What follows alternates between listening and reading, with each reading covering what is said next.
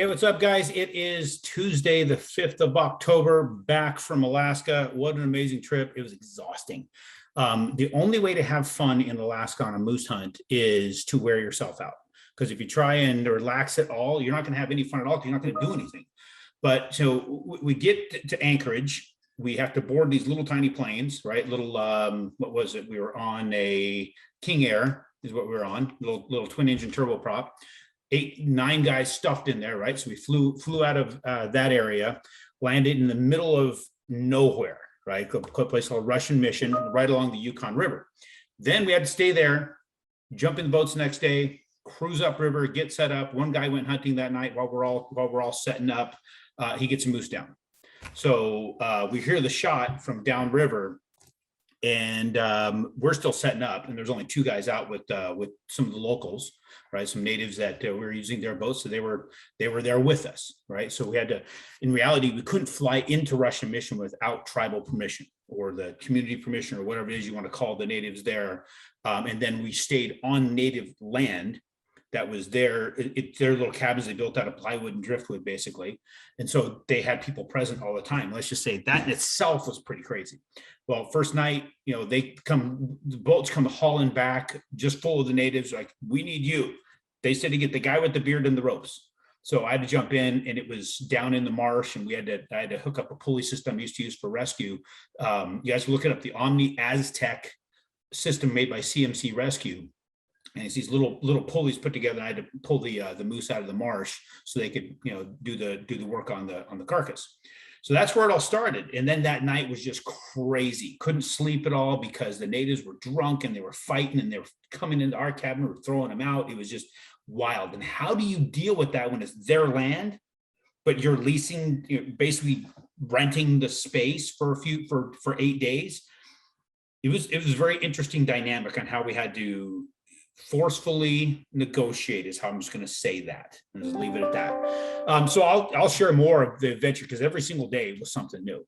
But for right now, let's get into what's happening in the market. So, we've got the home price report has been released, and man, we're seeing huge jumps. Even again, Phoenix, 31% increase in home prices. How insane is that?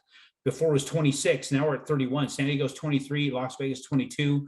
So CoreLogic is putting out all this data to see what's happening in home prices, and it's just homeowners are just seeing this huge growth.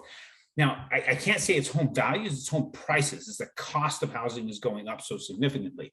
We're also talking about, we're hearing from the Chicago Fed President Charlie Evans. He was on CNBC talking about them tapering sometimes by mid-2022. Now, that means there's probably going to be an announcement sometime later this year, next month or the following, that the Fed's going to start tapering even more. That has had an effect on what we're seeing in the markets. So as a result of that, we have seen, while I was out, some impact as far as the rates are concerned when it comes to the mortgage-backed securities for the owner-occupied. So as you can see right here, when I left, we're up in here. Right up in this channel, we've seen a lot of decline, over 100 basis points in declines, like 120 some basis points did we see. That has an influence of probably about a 0.5% rate, maybe a little bit more. We've had a little bit, it's come back a bit, but now we're going to be in a lower channel. Now that's for the owner occupied stuff. Now, if you look at the investment stuff, interestingly enough, we've stayed pretty flat. So investment loans are actually maintaining a pretty good interest rate, comparatively speaking, where they're actually closer in rate.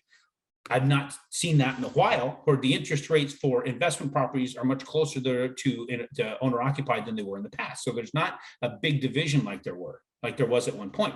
So I'm going to keep digesting what's going on in the market. I don't have all the data right now because there's a lot to get from being 10 days away from it to see what's happening and what might be coming in the future.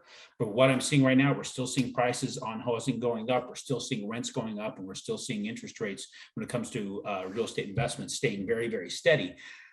But even if they went up, it doesn't matter. Remember, 30-year fixed, inflationary environment, huge inflationary environment.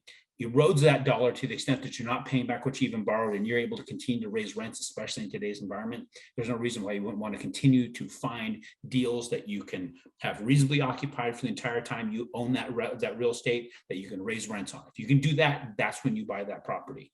Outside of that, don't let rate influence it. Don't let costs influence it. Look at the fundamentals of that specific deal, not looking at the market as a whole to influence what your decisions are, and then proceed forward.